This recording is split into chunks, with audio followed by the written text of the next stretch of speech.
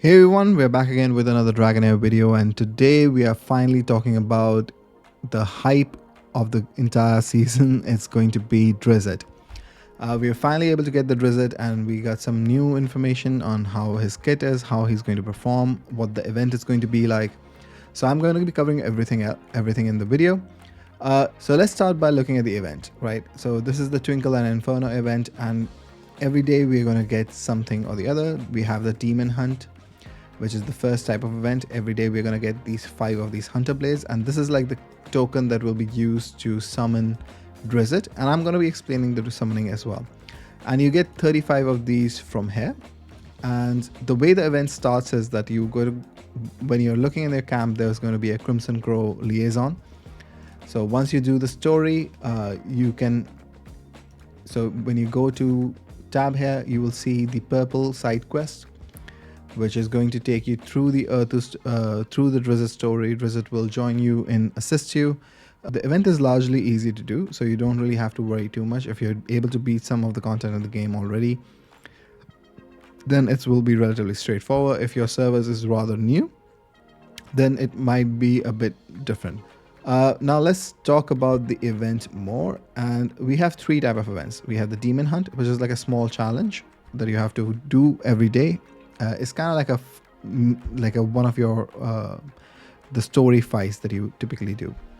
Then we have the challenge Ertu again, and this is the Ertu is going to be the main boss for the story for Drizzt. And then you have the Planeswalker summoning. Summoning is basically like if you get the dice to summon him. And you also have a token shop right here. And so we got 35 from the challenging the demons, and if we look at what we get from the Temple of Ertu, you need 10 million damage on a daily basis to get 5, so you get 35 from there. And while doing the story, you also collect some of them. So I think it's around 100 of these Hunter Blades that you can secure overall in the event. Now the way you want to do this is that you want to finish all your events if you're free to play, low spender budget, and then summon for him. Obviously in Ertu fight he's going to help you a lot because he deals extra damage to Ertu, but it's not necessary that you need him for that.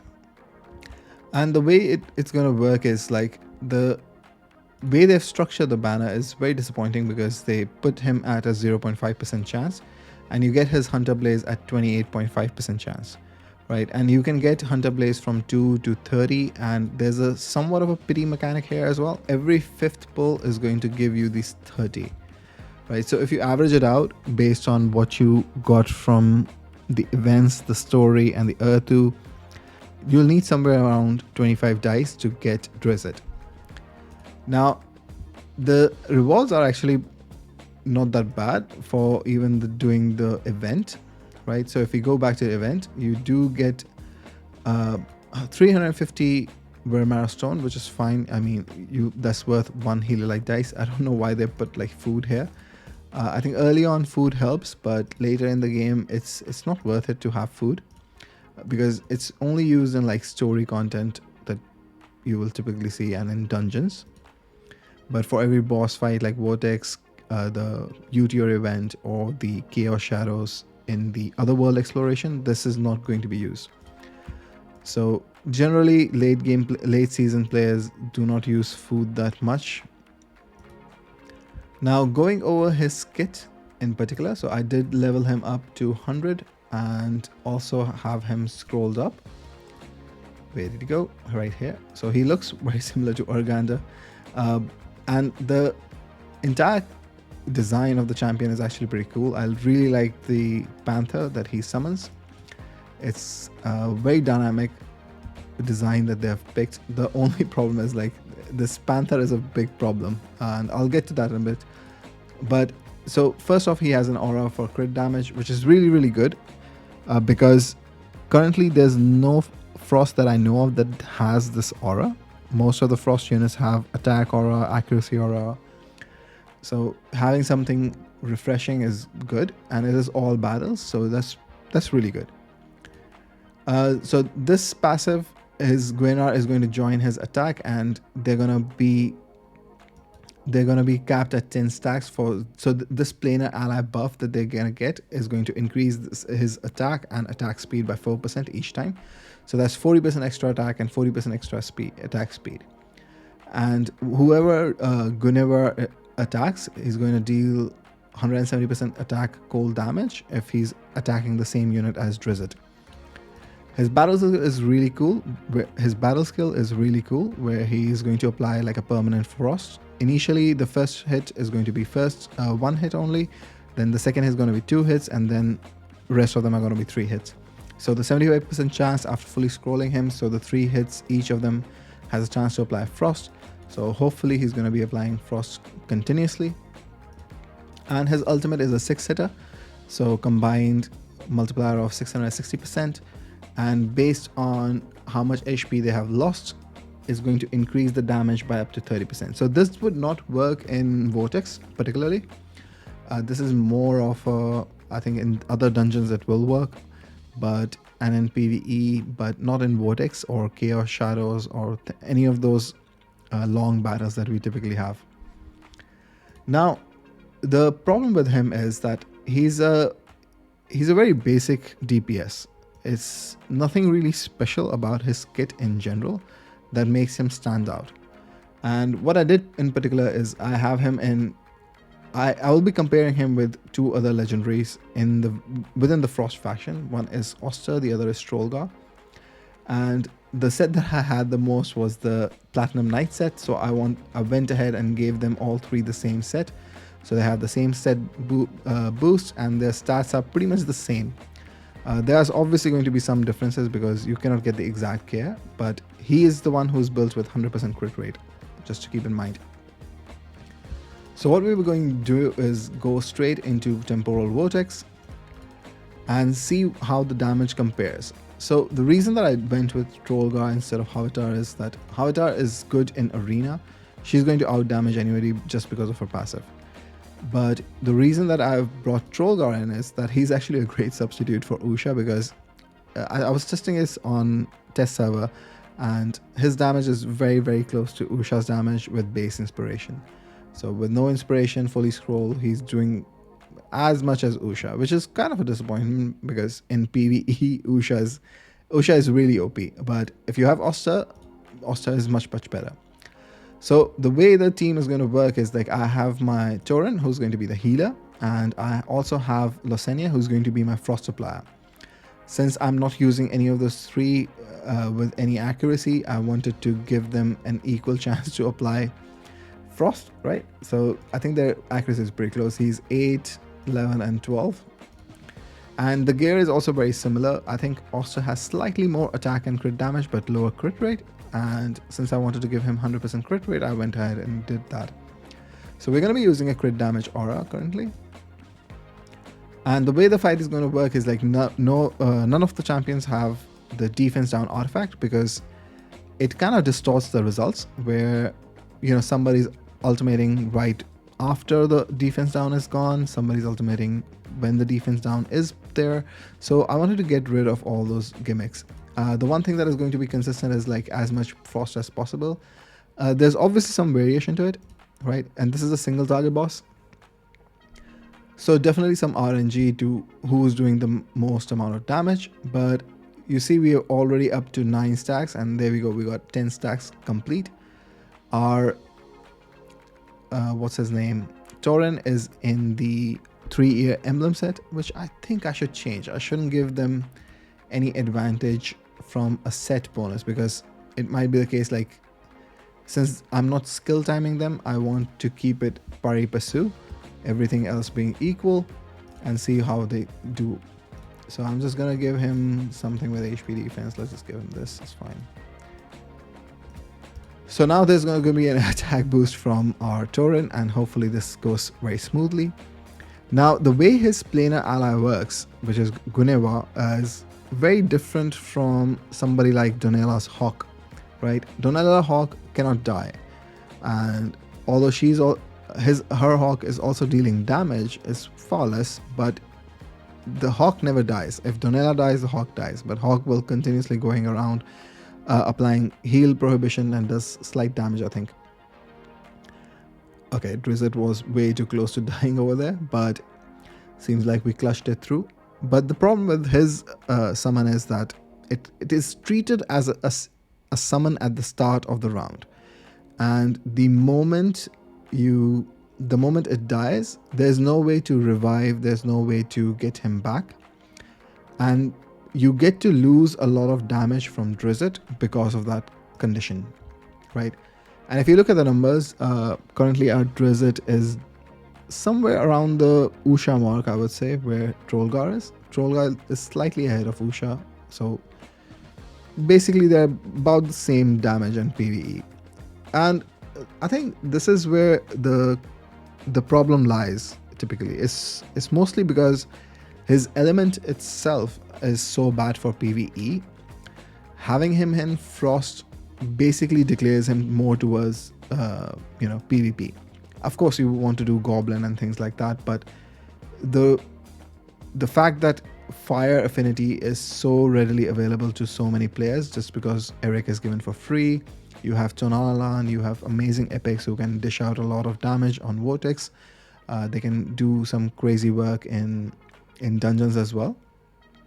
I was hoping Drizzt would somewhat fill that role. I don't expect him to be God tier or anything like Flora or something. I was expecting him more to be somewhere close to Bacania, right? Where he's dealing damage, whenever he's dealing damage to Frost, somebody under Frost, he's dealing some sort of a derivative damage, or maybe his planar allies doing derivative damage. So I was hoping it would be something better for the PvE, because as a melee unit itself, it's very hard to justify putting him in a team when you have, when you want ranged units. That said, our first unit dies, so we're going to close this one because we want to keep everything at the same level. So we did about 13 million damage, but that's not really the important point. We were not built for sustain anyways. So his damage was 25%, very close to Trollgar's, and Oster is basically the king DPS of Frost. Now, as I was saying, like, the problem, I don't think it's him entirely, it's also his element affinity. But if you have somebody who's a different Frost supplier, there are several Frost suppliers in this game, and a lot of them are rare, a lot of them are decent epics as well. So if we look at like somebody like Rava, who's applying Frost on his ultimate too, so he's going to be applying Frost quite regularly. He also has Frost on his battle skill, and it's also 3 orbs, right? And they have a 75% chance of applying Frost as well. So if I book him fully, right, and we can do this live. So it was 75% before. I'm thinking like it's going to be, yeah, so 75% plus 25% would come later. So there you have it. Like, there's already a unit that is applying Frost and is also doing similar range ultimate as well. Obviously the damage is very different. Drizzt is going to do more damage, but that's one of the key problems, that he's not bringing in something unique in his kit besides the summon. The summon is a very, very cool feature to look at, but realistically in practice it doesn't really perform well, and once he dies there's no way to revive him back. If his kit had something of a revive mechanic, it would have been really cool, where his planar ally is always there. And let's take him to a dungeon as well to see, and this is where the gap between all the different DPS for Frost is going to explode, right? Because this is the area where there are like 3 particular targets to hit. So I have already set this up, and I pushed him back a bit more. I could have pushed him a little bit further, but I didn't want the boss's aggro to go on Drizzt. So as you can see, like, Trollgar is an absolute menace, but Oster will overtake him anytime now, hopefully, because Oster with his passive is really, really good. And he pretty much did, I think, at the end. I didn't notice it, but Oster did 30%, 25%, and our champion here is only doing 18%. Uh, 24% from Losania is understandable. She's inspired, but yeah, it's really lackluster compared to some of the other units in the game. And that's where I think he falls off very quickly, right? Because these dungeon fights, they don't last pretty long. So what exactly would be your reason to summon him, right? The elemental affinity, the element that he belongs to is mostly meant for PvP. And if you're in a situation where you don't have that many frost units, I don't think your consideration is going to be for PvP anyways. Now, the cost to get a particular specific champion is low. I think I was wrong about this earlier. Like I was thinking, I didn't really capture how much of the hunter dice that we were getting. I think somebody in the chat usually said that we were not getting more than 35, so I was going with the assumption of 35. But if you pull him on day one, he's going to cost you somewhere around like 40 dice, right? 35 to 40 dice. If you pull him later on, it's going to be much less. So you basically are getting like somewhere around like 10 dice worth of his hunter blades. Now moving over to something like a regular banner is the question, right? Like the problem is like the frost itself is a problem. He himself is subpar. Don't get me wrong. He's not the amazing legendary that we were hoping that he would be. And I wasn't hoping for somebody like a Flora either. Like I was hoping for something that would do decent enough, because Frost really lacked a decent DPS for PvE. In Arena, we can definitely try him out, but the problem in Arena is going to be that he's a melee unit, right? And if I use him in a Frost team, there's really no advantage to it. So let me find somebody who's not... All these teams are like fully inspired and everything. So here we have a mystery opponent right here.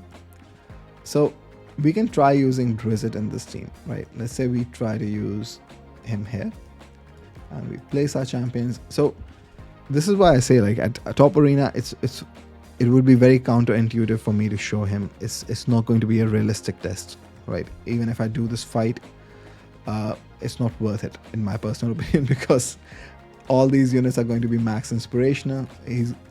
Oh wow, this is 7. That's weird. So on top of it, this is bugged, but this is the general problem. Where do you place him, right? Like I can place him here and start the fight, and hopefully he's doing enough damage. Oh, he got stuck there. So I didn't know that you can stuck him there. Okay, that's pretty cool actually.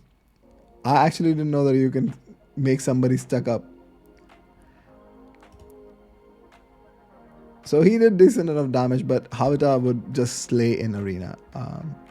That was very funny that he was just standing there.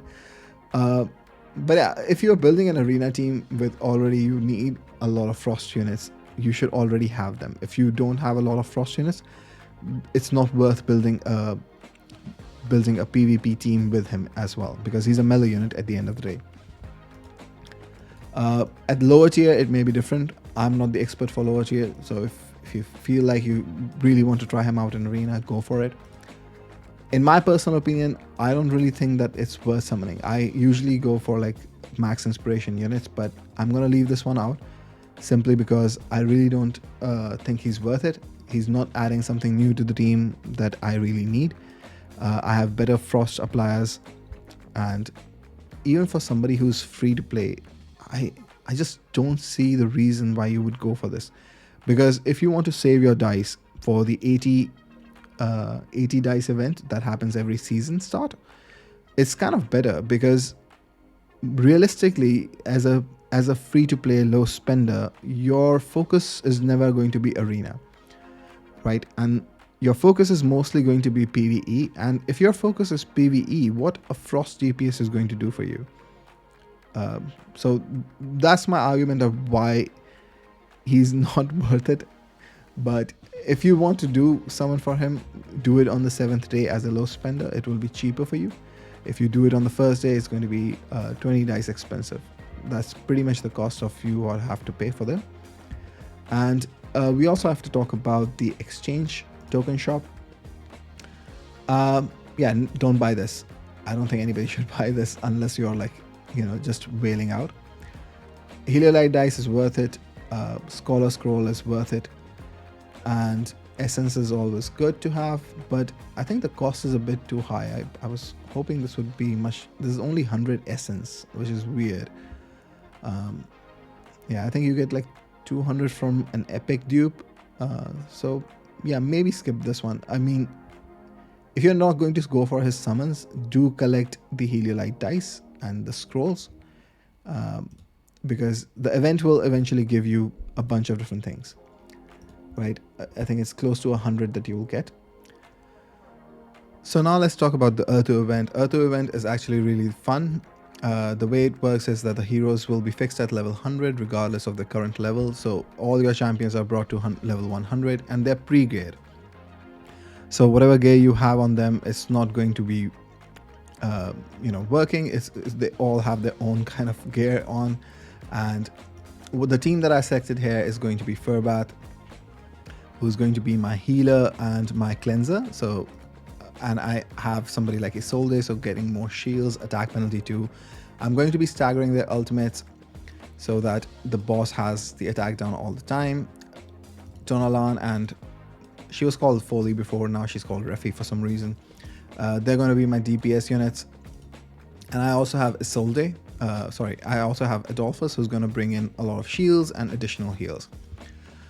Sadly, you cannot place any artifacts, so if you do have Crown or if you have Witch's Remain, you cannot place that. You have to go with the gear that is pre-built for you. Somebody like Sigrid would have been amazing for this fight, but unfortunately the way they have built Sigrid for you guys is going to be as a support unit, the way she was meant to be, I guess. So she has a lot of accuracy, she has Enlightenment for some reason, and very low HP, attack and everything else. She doesn't have any damage dealing capabilities. So gear is it's not really gear dependent, it's more of a champion dependent, so on a rarity dependent. So the higher the rarity, the better they're going to be. So take for example somebody like Avelios, he has 260% crit damage, 270, 290, whereas Tona is at 250. So all these kind of factors in how much damage you can deal. I'm going to say like most of the free-to-play low spenders, depending upon if they have Eric or not, will be able to reach close to 10 million or maybe above. So you plug in Eric instead of her and you would be good, because Eric is AoE damage dealing as well. But if you are on a server that just started and you don't really have a ton of champions, you will struggle with this event a lot, because the gear is prefixed, so which is actually good for you, but it also means that your champions are going to be limited as well. So if you don't have a lot of champions, you're going to struggle. And another factor is that the champions need to be pre-booked. So Fira, for example, I don't have him booked. I don't have him any scrolls on him, so he's not going to be part of this team because it's not going to be worth it. Whereas somebody like Isolde, I have scrolled. So whoever is scroll, you definitely should use them. If you don't have champion scroll, then it's going to be difficult. This is going to be my team, and I'm going to be showcasing a quick run. I did about, I think at the end of the fight, you'll see I did about like 7.5 million, which is the best result I've gotten. But I will try to make some more F2B teams, see if there's any team out there that is able to sustain the longest and able to do enough damage. Definitely go with 3 supports in this fight. 3 supports, or meaning like 3 combination of supports and defense champions, and then 2 are going to be your DPS champion. I've tried 3 DPS a lot of times and it just doesn't go well. The boss's minions are very, very annoying, and you will see in the fight that they will grab onto one of these champions and they're going to stun them constantly. They get attack speed boost as well, so they're going to hit really hard. And the boss is going to be placing up burn effects. So he has defense penalty 2 and he has the burn. The burn is very similar to what we have in the flame domain, and it's very annoying to deal with. So having somebody like a cleanser is going to be really, really powerful, and Furbath is able to cleanse on his passive. Whenever he's attacking somebody with debuffs, he's going to cleanse one of your allies. Since we cannot control his attack speed, defense or anything like that, we just have to go with what they have given us. And that's how we will be able to do the event. So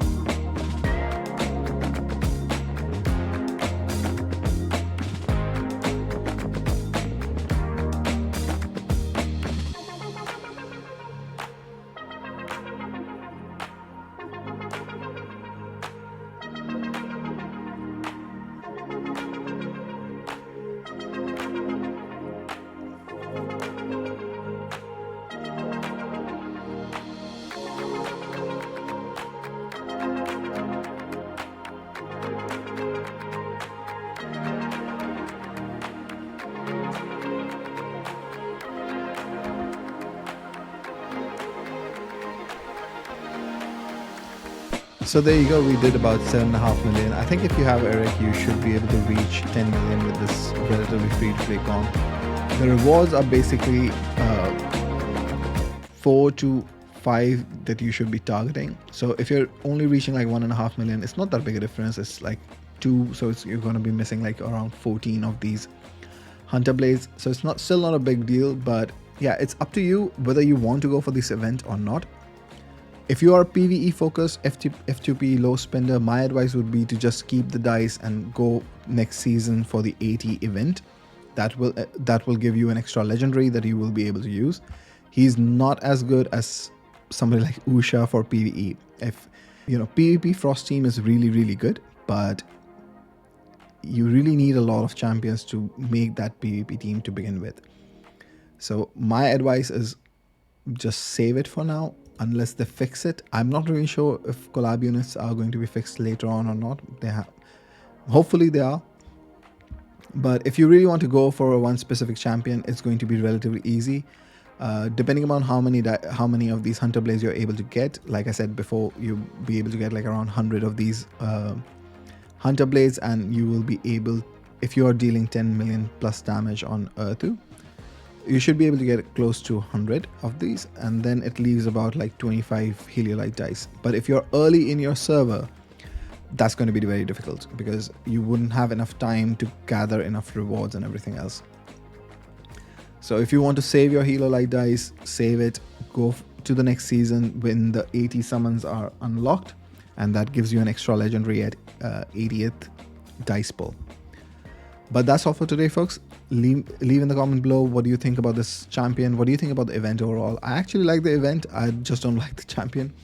There could have been some changes. This could have been an amazing marketing deal for them. They could have just given him out for like a 7-day free login reward to everybody. I don't think that hurts the balance of the game that much. Or if he would be really good for a PvE Frost teams, which generally Frost struggles with. So before we go, I want to say, like, if you see your name below, congratulations, you won the giveaway from the last video. And I will be doing a giveaway for 3 of these, 3 giveaways this time as well, for 2 Heliolite dice, 1 Scholar Scroll, and 250 Winmar Stones. So make sure to like, subscribe, and comment down below to get selected for the next giveaway. But that's all for today, folks. I'll see you guys next time. Until then, take care.